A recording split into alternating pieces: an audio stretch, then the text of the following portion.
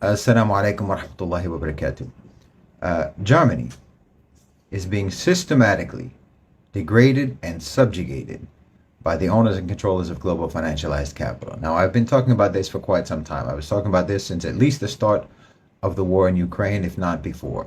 Germany, Germany's leaders, who are nothing but collaborators with the owners and controllers of global financialized capital, and who act on the promise of benefit. They're hoping that they will be remembered and rewarded by the owners and controllers of global financialized capital, that they'll be rewarded for cooperating with the sabotage of their country. Now, these leaders have placed their country, have placed Germany, have placed their economy into a trap that tightens the more you struggle, until it finally chokes you to death. None of the reasons that these leaders have presented to their public as justifications for why they're doing this to Germany, none of these reasons have any substance. Whether it's because they say it's necessary, a necessary sacrifice to weaken Russia, or a necessary sacrifice for the sake of the environment and to, combat climate change, or anything like that. Whatever else they want to say as a sales pitch, none of this has any substance, and none of this has anything to do with what's really going on and with why this is happening.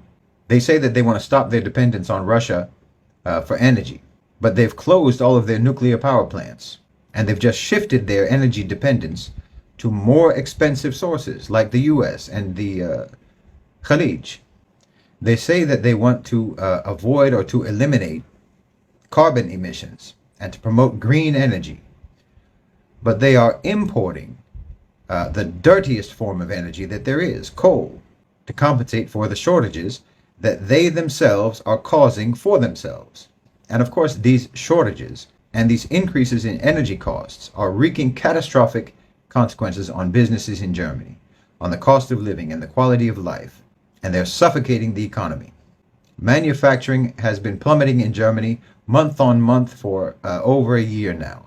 Bankruptcies are skyrocketing. Business closures, especially for small and medium-sized businesses, are hitting record numbers. They are importing coal from Colombia, where miners are treated like animals, as disposable human beings, getting sick, getting injured, dying for the sake of Germany, or rather, for the sake of the owners and controllers of global financialized capital and their profiteering from the sabotage of Germany, from the subjugation of Germany.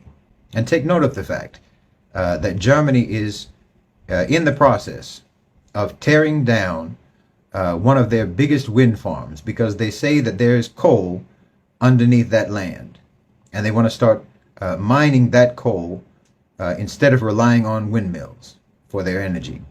Now, think about that. That's going to mean that German coal miners are going to learn what it feels like to be Colombian.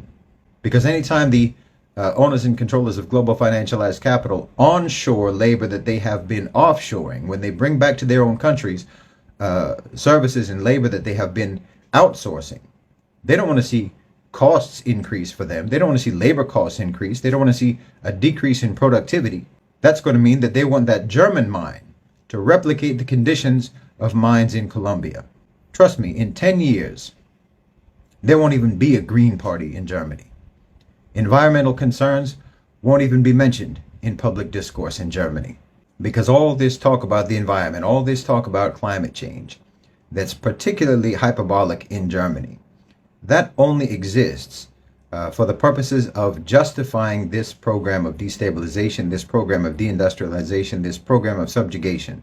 Once that program has progressed sufficiently, once that program has advanced sufficiently, and Germany becomes a completely subject nation, there will be no need to talk about the environment anymore. You won't need the Green Party and the fanatical environmentalists anymore to terrify the public about climate change, to get them to accept these insane conditions that are being justified on the basis of the environment and green energy and the Green New Deal and so on.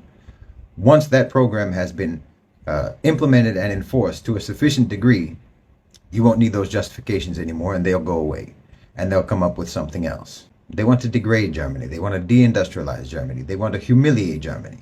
And they're trying to see just how much the German people are willing to bear it. In my opinion, the ideal, optimal outcome of this experiment in humiliation for the owners and controllers of global financialized capital would be for the far right to come to power in Germany, and for Germany to exit the EU and to resume their ties with Russia. Then they'll be able to treat Germany as an open enemy with aggressive hostility, and potentially they could even go to war again. The New York Times just reported that Germany supposedly is considering opening secret negotiations with Russia about Ukraine. Now, whether this is true or not, the New York Times wants you to think it is true. They want you to believe that.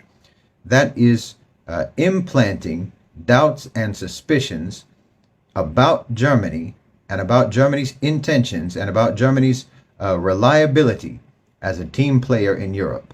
So just watch. You're going to see more of that.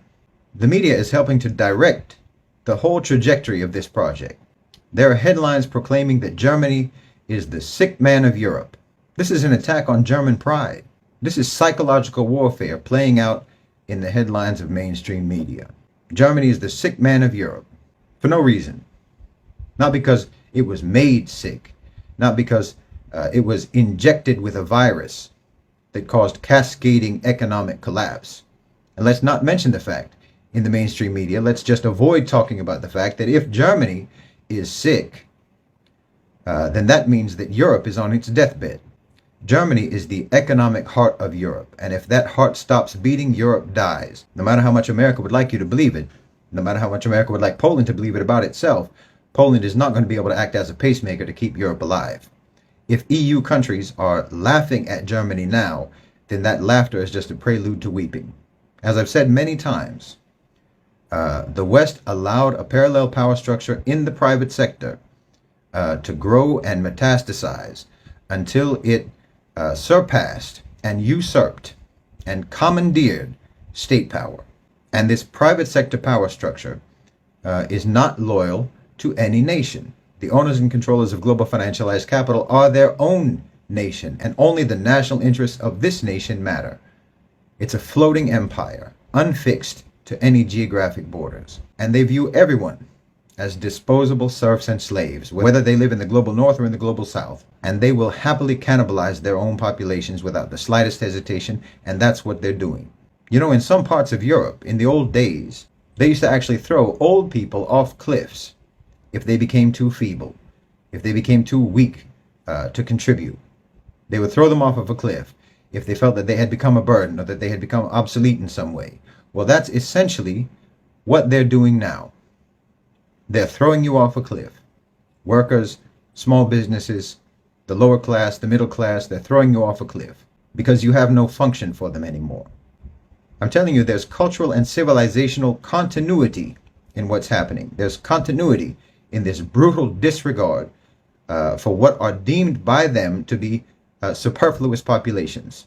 You did not maintain replacement levels, replacement rates for the workers and the consumers that are needed by the owners and controllers of global financialized capital, and so you are now disqualified from the right to a decent life. That's why I keep saying that the West never evolved. They never civilized. They're just as cruel and as ruthless as they were 2,000 years ago. They're just as barbaric. They just became more sophisticated about being primitive. Jazakumullahu khairan wa assalamu alaikum.